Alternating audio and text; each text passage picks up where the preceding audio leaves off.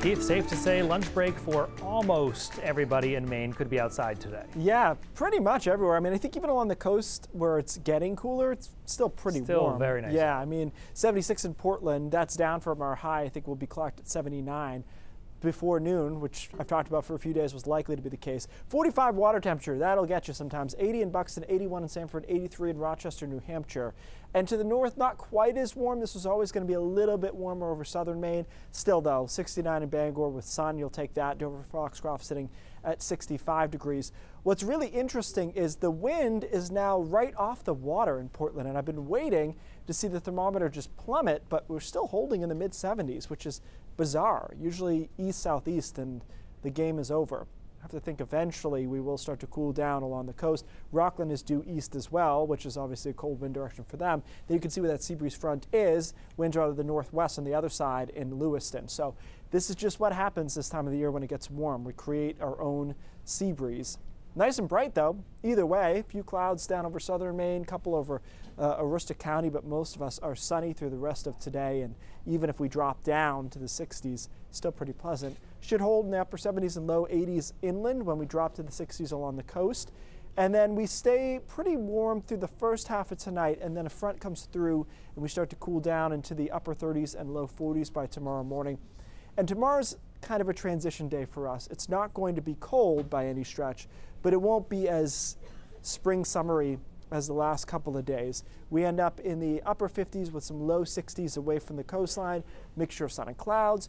Certainly not a bad day, a day that, you know, a month ago we would have been really psyched about, but it's a transition day because we start to get even cooler and cloudier as we head into Sunday. And I think Sunday is when you go outside and say, ugh, I guess the party really is over, because it's going to be cloudy. Temperatures are going to struggle in the 50s through most of the day, and there'll be some scattered showers around too. So a much more raw kind of day on Sunday, and that sets the tone for next week overall. It's going to be more like this than what you see outside right now. But we knew that was going to happen, right? Here's a look at that precipitation again coming in on Sunday. Not a ton of rain.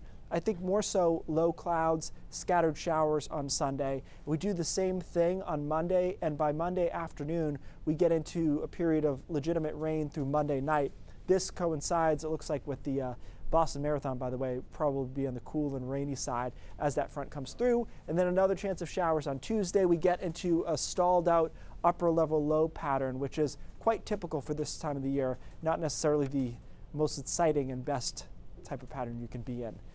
So that's where we go next week. But again, we get a bit of a transition to ease us in tomorrow, where we're in the low 60s, back a little bit closer to average, and a mixture of sun and clouds. And then it gets raw on Sunday, and we end up with evening rain on Monday. But as I noted, there will be showers through the first half of the day, turning to more consistent rain Monday night, and leftover showers on Tuesday. We should break out to a reasonable pattern by the middle of the week with a mixture of sun and clouds and temperatures around 55 or so. And to be clear here, Brian, there's nothing inherently wrong with this pattern. It's just that we really liked this one, and we'll have to reset our expectations for a little bit. Absolutely. But like you said, at least it's not a drop off right immediately with the warm to the cold. I mean, look, I think the highest average Portland ever has for high temperature all year is 80, and it was 79 today. So we're there. It's more summer than it's spring, you know? All right, Keith, thanks so much.